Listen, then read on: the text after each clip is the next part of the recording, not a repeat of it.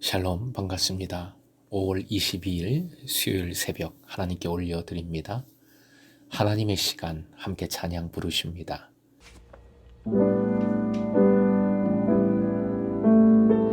주의 시간에 이루소서. 한 번도 걸어보지 못한 내일이 두렵지만 하나님의 시간 안에 내 걸음을 둡니다. 주님의 때에 이루소서.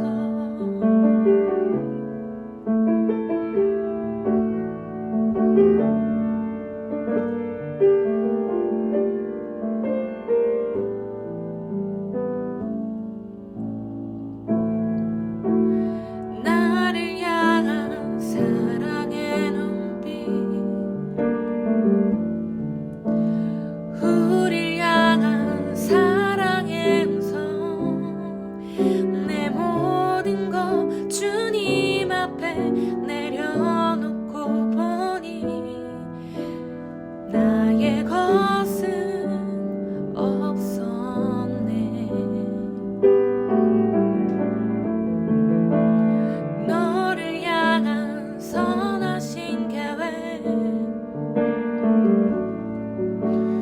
우릴 향한 끝없는 기도, 내 모든 것 주님 앞에 내려놓고 보니 주가 이미 인도하셨네. 주의 시간에 이루소서. 한 번도 돌아보지 못한 내일이 두렵지만 하나님의 시간 안에 내 걸음을 둡니다. 주님의 때에 이루소서.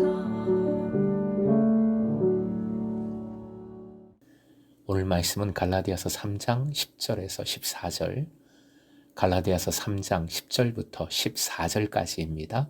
함께 읽겠습니다. 무릇 율법 행위에 속한 자들은 저주 아래에 있나니 기록된 바 누구든지 율법책에 기록된 대로 모든 일을 항상 행하지 아니하는 자는 저주 아래에 있는 자라 하였음이라. 또 하나님 앞에서 아무도 율법으로 말미암아 의롭게 되지 못할 것이 분명하니 이는 의인은 믿음으로 살리라 하였음이라. 율법은 믿음에서 난 것이 아니니 율법을 행하는 자는 그 가운데서 살리라 하였느니라. 그리스도께서 우리를 위하여 저주를 받은 바 되사 율법의 저주에서 우리를 속량하셨으니 기록된 바 나무에 달린 자마다 저주 아래에 있는 자라 하였음이라.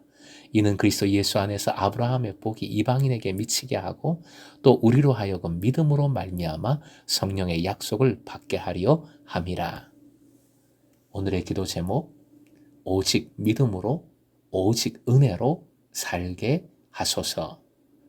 오직 믿음으로 오직 은혜로 살게 하소서. 본문의 앞문단, 즉 6절에서 9절까지의 말씀이 구약 성경의 말씀에 의거하여 믿음, 복받음의 관계를 진술했습니다. 본문은 구약 성경의 말씀에 의거하여 우선 율법, 저주받음의 관계에 대해서 바울 사도는 진술합니다. 10절, 율법 행위에 속한 자들, 즉 율법의 행위에 의지하는 사람들, 율법을 준수함으로써 생명 구원을 얻으려는 사람들을 뜻합니다. 이들은 생명 구원을 얻는 것이 아니라 정반대로 저주 아래에 놓여 있다는 놀라운 주장을 바울 사도는 합니다. 이를 입증하기 위하여 신명기 27장 26절의 말씀을 인용하시오. 화면 보시고 함께 읽겠습니다. 이 율법의 말씀을 실행하지 아니하는 자는 저주를 받을 것이라 할 것이요 모든 백성은 아멘 할지니라. 여기서 전제한 것이 있지요. 그것은 어느 누구도, 사람 어느 누구도 율법을 온전히 완전하게 빠짐없이 준행할 수 없다는 사실입니다. 이어지는 11절 전반절에서도 바울 사도는 하나님 앞에서 율법으로는 아무도 의롭게 되지 못하는 것이 분명하다는 명제를 제시합니다. 그리고 의인이 믿음으로 인하여 산다 선포합니다. 이것을 증명하기 위해서 바울 사도는 하바국 2장 4절을 인용합니다. 하바국은 사람이 어떻게 의인이 될 수 있느냐를 가르치는 것이 아니라 사람이 완전히 절망적인 상황 속에서도 어디에 삶의 희망을 가질 수 있는가 하는 위로와 격려의 메시지를 고난당하고 있었던 이스라엘 백성들에게 전했습니다.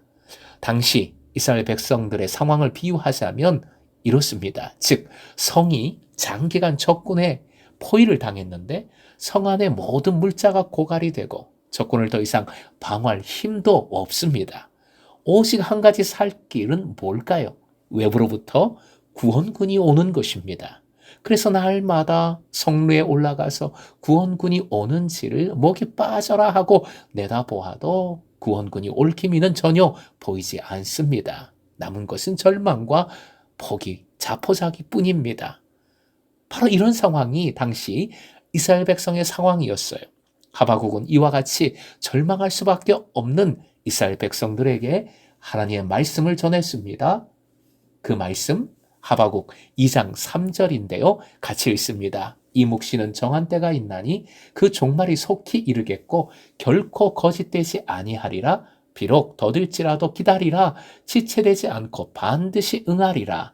그리고 이어서 하바국 2장 4절 함께요. 그러나 의인은 믿음으로 살리라 라고 선포했습니다.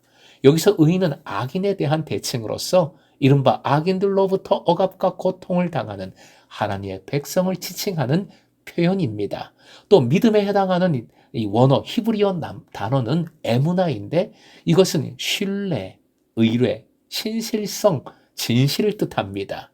이는 의인이 하나님에 대한 신뢰, 하나님께서 자신의 언약을 지키시리라고 신뢰하는 태도를 뜻하지요.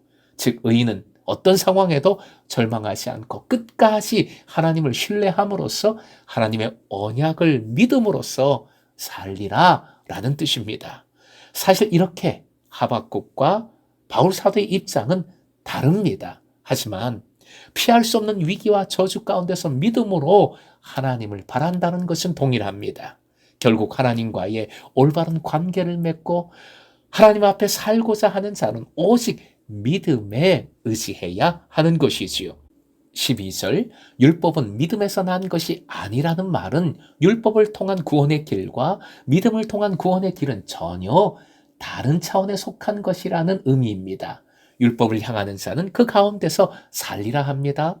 이 표현은 그렇게 살다 죽게 냅둬라는 말 같은 느낌입니다. 즉 율법주의자들은 자신들의 행한 바 의로운 행위로 구원하시지 아니하는 심판에 이르러서야 그들의 저주가 무엇인지를 깨닫게 될 것입니다. 13절은 믿음을 통한 구원의 길, 즉 예수 그리스도께서 이루신 구원이 무엇인지를 설명하고 있습니다. 예수 그리스도는 우리를 율법의 저주에서 속량하셨습니다. 14절 그리스도의 십자가 사건의 목적을 밝히는 말씀입니다. 첫째로 그것은 8절에 약속된 복, 즉 모든 이방 민족이 아브라함을 인하여 받으리라고 약속된 그 복을 받는 것이 현실화되어 모든 사람들에게 그 복이 미치게 하려는 것이다 하는 것이죠. 둘째, 우리로 하여금 약속된 성령을 받게 하려는 것입니다. 주일 말씀과 연결이 잘 되지요. 사랑하는 예배자 여러분, 오늘 말씀 이렇게 정리를 다시 해봅니다. 그리스도의 십자가 죽음은 인간을 율법의 저주로부터 속량한 사건으로 선포하면서 이제는 예수 그리스도 안에서 아브라함의 복이 모든 이방 사람들에게 미치게 되었고 성령을 받게 되었습니다. 특히 13절의 표현을 보면 예수님은 저주다 라고 되어 있습니다. 이것은 한마디로 저주 그 자체라는 뜻입니다. 즉 예수 그리스도는 십자가에서 단순히 저주받은 이가 되신 것이 아니라 진공청소기가 먼지를 흡수하여 공기 속의 먼지를 모두 없애버리듯이 저주라는 것 자체를 주님 몸으로 흡수하여 율법의 저주를 소멸시키신 분이라는 의미입니다. 그리하여 예수님은 율법의 저주에서 믿는 이들을 해방시키셨습니다. 이를 믿는 자에게 약속해 주신 대로 성령께서 오십니다. 사랑하는 예배자 여러분, 그러니 믿음으로 오직 은혜로 사십시다. 성령께서 함께 하시니 의지하고 순종하십시오. 행여 그리스도께서 해방시켜 주신 율법의 멍에를 다시 짊어지지 마십시오. 오늘도 수고하고 무거운 짐진 자들아 다 내게로 오라 부르시는 주님의 은혜 안에서 쉼을 누리시길, 그 사랑 안에서 기쁨이 충만하시길, 무엇보다 어떤 상황에서도 주님 앞에 믿음 붙들고 승리하는 금성의 제자 되시길 주님의 이름으로 축원드립니다.